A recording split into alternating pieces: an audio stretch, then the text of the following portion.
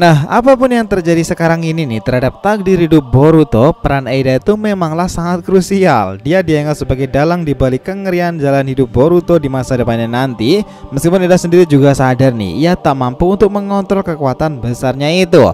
Dan itulah kenapa ada panel yang membuat kita sedikit respect dengan Eida, bahwa dia ini tak sepenuhnya jahat loh. Dalam dirinya juga masih memiliki sisi manusiawi, yang mana ia merasa melakukan kesalahan besar kepada Boruto sendiri. Itulah kenapa Eida tak akan mau jika Kawaki maupun Shikamaru menyuruhnya untuk melacak keberadaan Boruto. Perasaan seperti apa nih yang terjadi pada Eida setelah ia menghancurkan hidup Boruto dan menganggap Kawaki sebagai seorang pecundang hari itu? Bagaimana pula takdir hidup Eida ke depannya nih setelah Code sendiri juga akan segera menyerang Konoha? Mampukah nih dia dan Demon juga bertahan sampai Boruto kembali ke desa lagi dengan lebih kuat dan dengan pengalaman baru? So let's go boys, kita bahas lebih dalam mulai dari sini.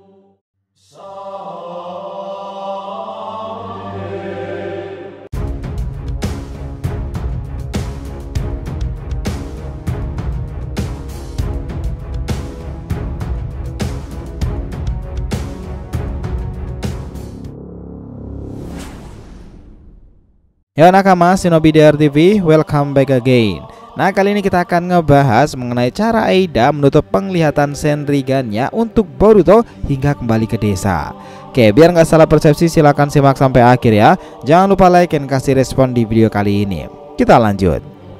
Nah teman-teman, ada sebuah panel yang menunjukkan bahwa Eida ini tak 100% membela Kawaki loh, bahwa dalam dirinya ini juga masih ada sisi manusiawi yang mana membuat Eida itu merasa sangat-sangat bersalah kepada Boruto jika dia telah melakukan perbuatan besar menghancurkan hidup Boruto dan membuat Kawaki terasa jadi pecundang.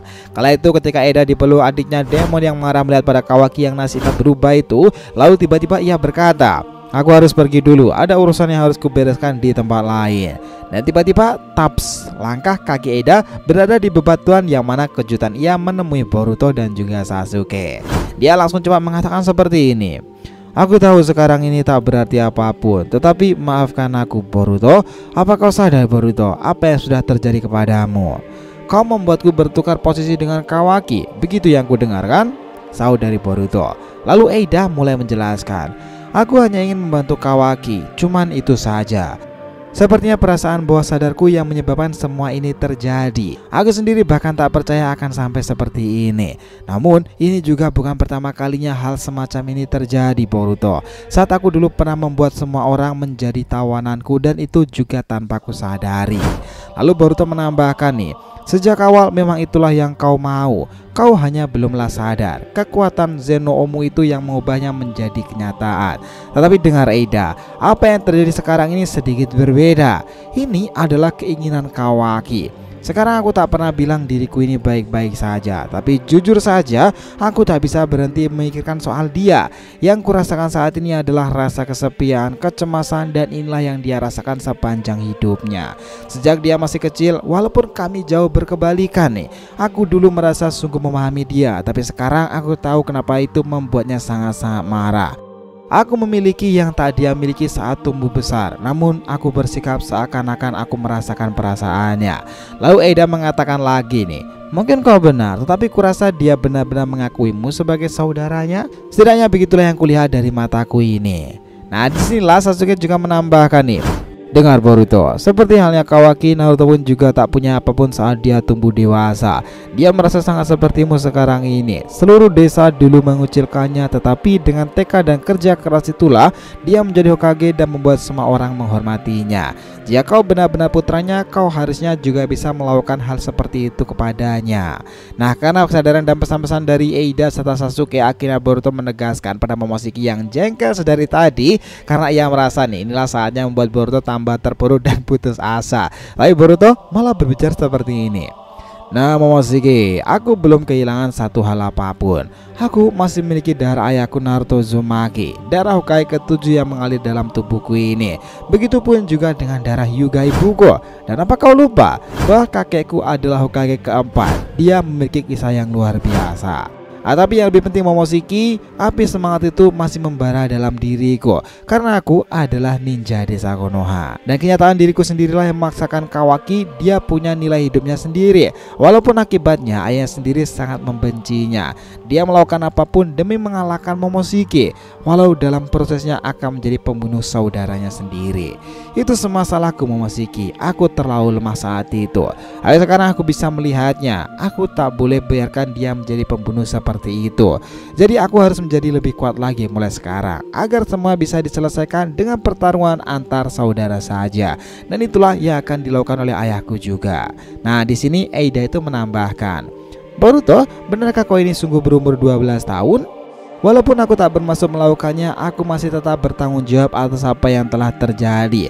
Aku tahu aku tak bisa menebus perbuatanku sekarang ini, tetapi setidaknya aku tak akan mencarimu hingga kau kembali lagi ke desa. Walau seberapa sering Kawaki dan Shikamaru memaksanya, aku tetap tak akan mau mencarimu." Nah, satu hal lagi Boruto, aku juga sudah merasa membuat Kawaki terlihat seperti seorang pengecut. Dan itu semua karena kesalahanku. Harusnya semuanya tak terjadi seperti itu. Dan itu saja yang ingin ku katakan.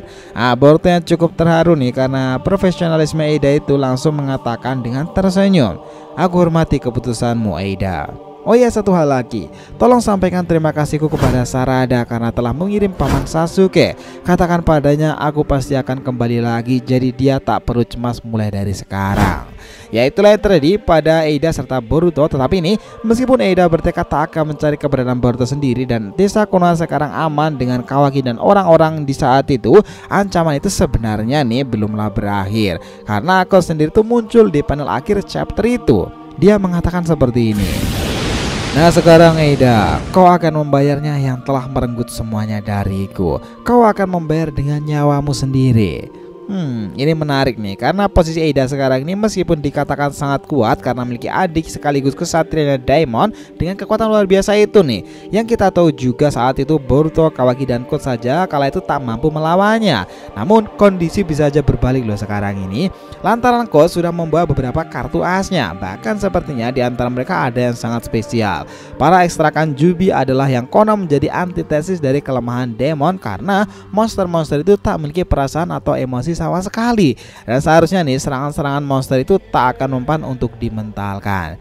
Nah, itu akan menjadi juga menarik nih jika benar itu terjadi. Kita mengingat kala itu pun Rikudo ini bahkan para Biju juga mengatakan jika monster ekor 10 Jubi adalah energi besar yang hampir mirip dengan energi alam. Itulah kenapa mereka tak memiliki emosi yang meluap-luap seperti kebanyakan manusia. Dan kita tahu itulah kelemahan dari Eida dan juga Demon selain menghadapi para Otsutsuki secara langsung. Gimana pendapat kalian? Apakah kalian masih mengira Demon itu masih bisa menghadapi Kote dengan dia sudah melepaskan limiter pembatasnya kemarin itu? Who knows? So, itulah tadi pembahasan kita mengenai cara Eida menutupi penglihatan Sharingan ya untuk Boruto hingga kembalinya ke desa daun. Thanks a lot guys telah menonton video ini and we'll be come back again.